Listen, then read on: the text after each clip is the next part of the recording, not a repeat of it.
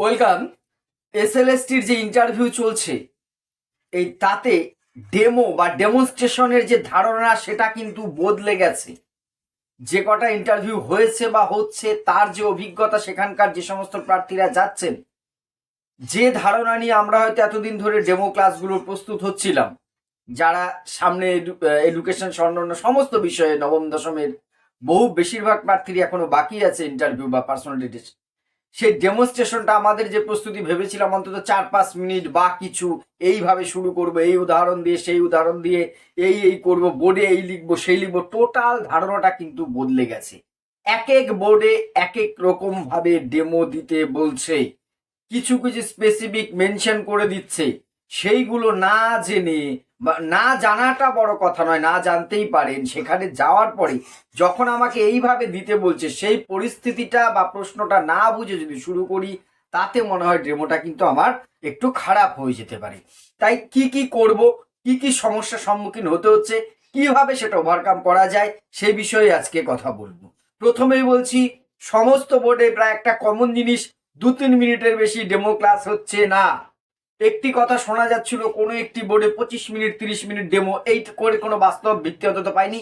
কোনো একজন দুজনের ক্ষেত্রে যদি বিশেষ কিছু হয়ে থাকে সেটা বিচ্ছিন্ন ব্যাপার, কারণ যেভাবে ইন্টারভিউ চলছে, একজন শিক্ষার্থীকে 20 মিনিট 25 মিনিট ধরে ওই ডেমো ইন্টারভিউ চলবে, এটা খুব অস্বাভাবিক বিষয়।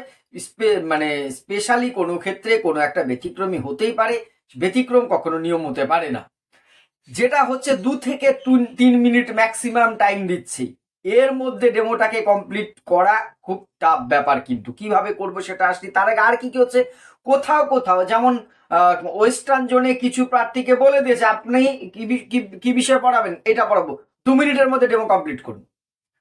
একবার ভাবুন, আপনাকে পুরো টাইমটা বেঁধে দিয়েছে 2 মিনিট, এবার তাহলে কি করবেন? আপনি ঘড়ির দিকে তাকাবেন আর বোর্ডের দিকে তাকাবেন? আপনার বাড়ির মতন তো ওখানে দেয়াল ঘড়িটা নেই। এই সমস্যাটা কি করে সমাধান করবে? আবার একটি দুটি জনে বেশ কিছু প্রার্থীর থেকে শোনা, তাদের বলে দিচ্ছে আপনাকে অত বোর্ড ওয়ার্ক করতে হবে না, ওই যে এখানে আমরা যেমন তারিখ লিখছি, বিষয়, দ্বাদশ শ্রেণী বা নবম শ্রেণী যাই হোক লিখছি, বলছে আপনি টপিকে ঢুকুন, সময় খুব কম, ডিরেক্ট বলে দিচ্ছি। তখন তাহলে আমি কি করব? তাদের কথা ভায়োলেট করে আমি লিখতেই থাকবো যে না আমি তো এইভাবেই শিখে এসছি, আমি দুটো চকলেট চারটে জানি, আমি আমার দুটো হবে যে চারটে হয় সেটা জানি না, বাচ্চাদের মতো সেই ধারণাটার থেকে বের কোনটা, মানে তৎক্ষণাৎ সিদ্ধান্ত নিতে হচ্ছে ওখানে কয়েক সেকেন্ডের মধ্যে সেই জায়গাটা। আবার কোথাও কোথাও আরো কিছু অন্যরকম ইনস্ট্রাকশন আছে। প্রথমেই বলি, যখন আপনাকে 2-3 মিনিটে যেতে বলছে, তখন আপনাকে 2-3 মিনিটের মধ্যে, যদি বলে 2 মিনিটের মধ্যে শুরু করুন, শেষ করুন, তাহলে আপনি কি করবেন? 2 মিনিটের মধ্যে বিষয় বোর্ড ওয়ার্ক যতটুকু করা যায়, তারিখটা যদি আপনাকে লিখতে না করে তাহলে আপনি জোর করে লিখবেন না। ধরুন বলে দিয়েছে যে আপনাকে বোর্ড ওয়ার্ক করতে হবে না, আপনি পড়িয়ে যান, তখন আপনি আবার তবু কি করছেন, এইখানে ডেট এই করতে করতে 1 মিনিট কাটিয়ে দিচ্ছেন, এটা আপনার মাইনাস হচ্ছে। এটা যখন আপনাকে বলছে বোর্ড ওয়ার্ক করতে হবে না, তখন আপনি কিছু লিখবেন না।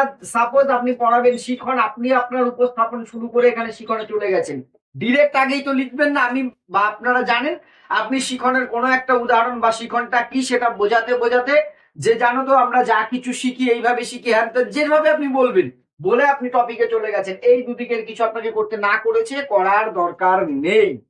যখন আপনাকে টাইম বেঁধে দিয়েছে 2 মিনিট, তখন আপনি কিন্তু বারবার ওই ঘড়ির দিকে তাকাবেন না, আপনি মোটামুটি আনুমানিক ভাবে পড়াতে থাকুন, ওনারাই আপনাকে থামিয়ে দেবেন। হ্যাঁ, যদি কিছু সময় পড়ানোর পরে যখন দেখতে থামাচ্ছেন, আপনার যদি টাইমটা দেখেছেন, এটাও কিন্তু আপনার একটা পরীক্ষা, তখন আপনি থেমে যান, স্যার 2 মিনিট হয়ে গেছে, আমি কি কন্টিনিউ করব? বোঝাতে পেরেছি? তারা আপনাকে থামতে বললো না মানে আপনি 5 মিনিট পড়াতে পারেন, এটা কিন্তু আবার আপনাকে, এটাও আপনার একটা পরীক্ষা, সময়ানুবর্তিতার পরীক্ষা নেওয়া হচ্ছে কিন্তু।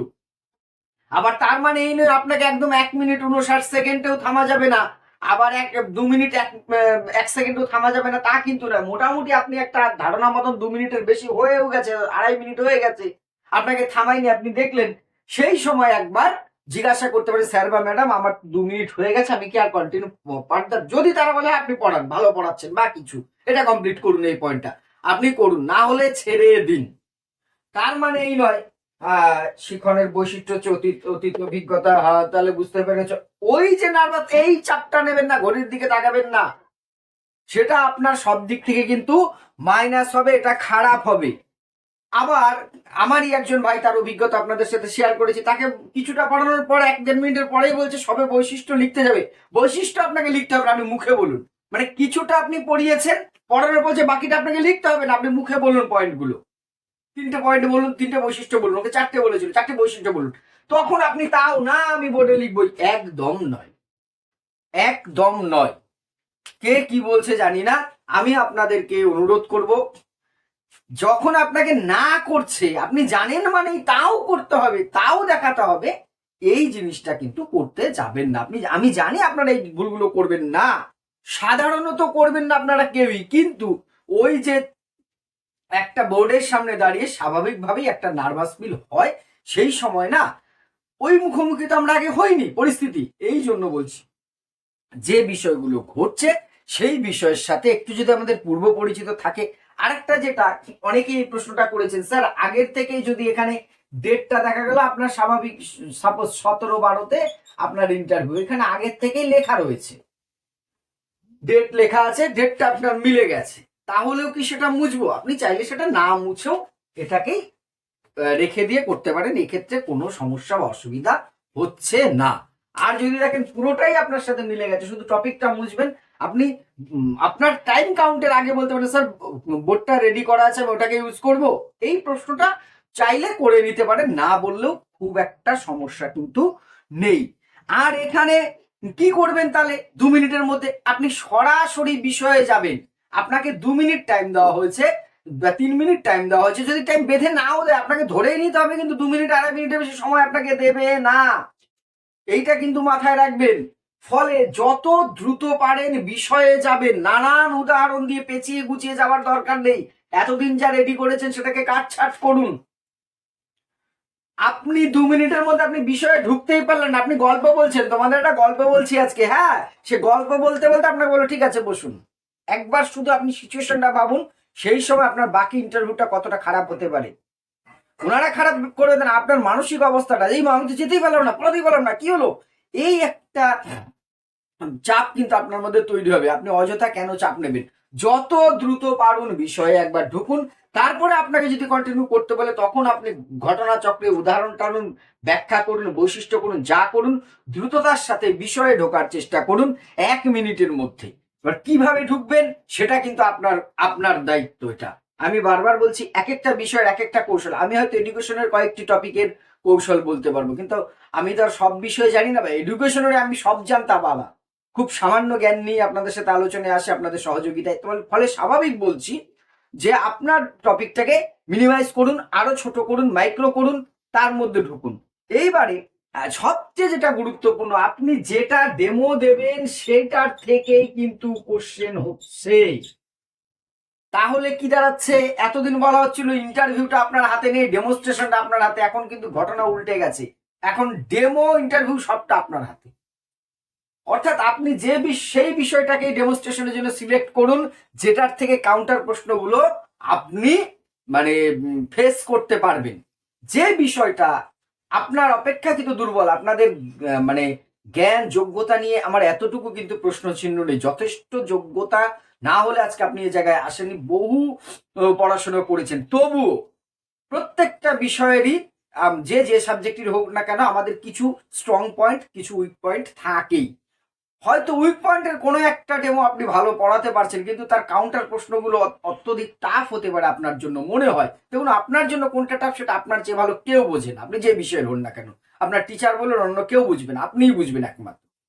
তাহলে সেই বিষয়টাকে অ্যাভয়েড করুন, কারণ কাউন্টার প্রশ্ন একটা বিষয়ে পড়ালে আমাদের ধরুন আপনি মনোযোগ পড়াচ্ছেন, তাহলে মনোযোগ কি, মনোযোগের হচ্ছে শিখনের উপাদান, তাহলে মনোযোগের উপাদান মানে শিখনের অন্যান্য উপাদানগুলো আপনাকে জেনে যেতে হবে।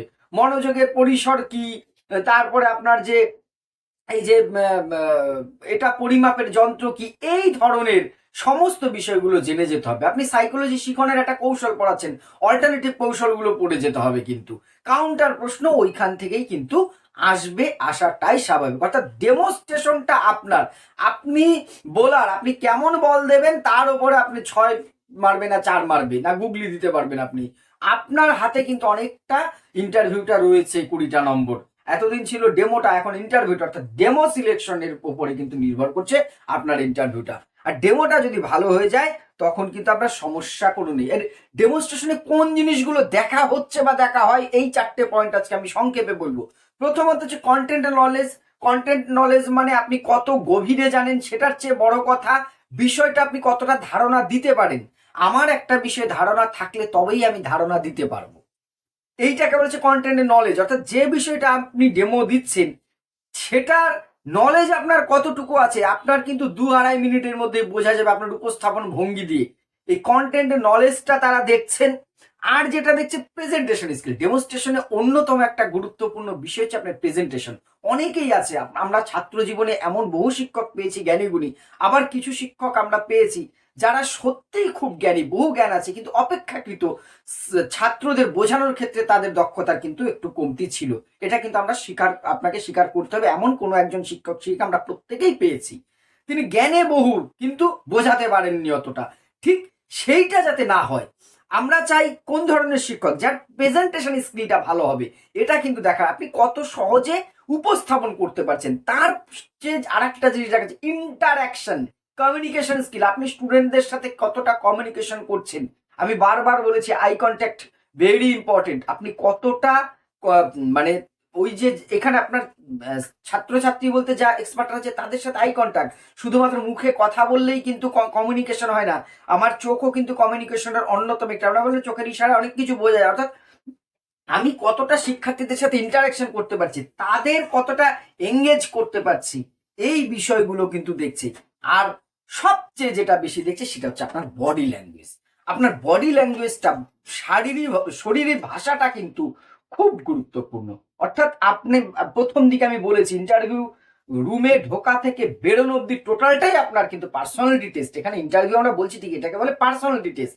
অর্থাৎ আপনার বডি ল্যাঙ্গুয়েজটা, আপনার বডি ল্যাঙ্গুয়েজ বলে দেবে আপনি কতটা কনফিডেন্ট, আপনি কতটা উপযুক্ত শিক্ষক বা শিক্ষিকা হওয়ার জন্য। বডি ল্যাঙ্গুয়েজটা কিন্তু খুব ইম্পর্টেন্ট। এই বিষয়গুলো নজর রাখুন। ডেমো নিয়ে কোনো ঘাবড়াবেন না, বিভ্রান্ত হবেন না। 2-3 মিনিটের মধ্যে আপনি পারবেন। যদি আপনাকে বসতে না বলে আপনি কন্টিনিউ করুন। ছোট ছোট বিষয়গুলো একটু মাথায় রাখুন, সেখান থেকে আপনাকে বেশিরভাগ প্রশ্ন করবে সেটাও খেয়াল রাখুন। কোনো চাপ নেই, খুব ভালো আপনাদের ইন্টারভিউ হবে। অনেক অনেক শুভকামনা রইল। ধন্যবাদ।